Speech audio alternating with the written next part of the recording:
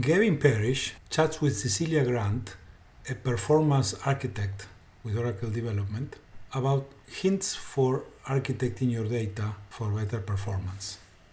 The key, the whole key and nothing but the key. And the idea of the third normal form, is that still relevant in today's schema architecture and relations between table, or is there somewhere that we should be looking for the best way to architect your data? That's so valid, the normal forms. The only thing that you need to worry about there is, depending on how often you do joins, sometimes it may be better to denormalize, especially if you start going to a warehouse environment.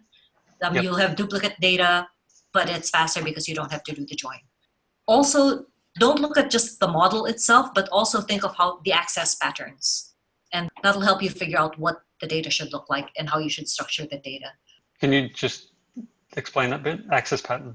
Access patterns in terms of, is your data selective? Do you think you're going to be going after it via a selective column most of the time? Or do you think you're going to be joining to it? How much of the data you're going to be accessing? And what other tables you think you're going to need? There was... So I was asked to help tune SQL for this particular app.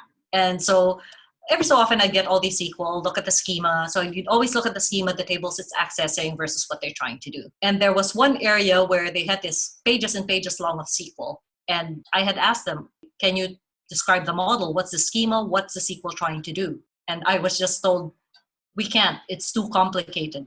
And so that was already a red flag. If it's too complicated and you can't describe the model, that's probably a good indication you should go back and relook at what you're doing.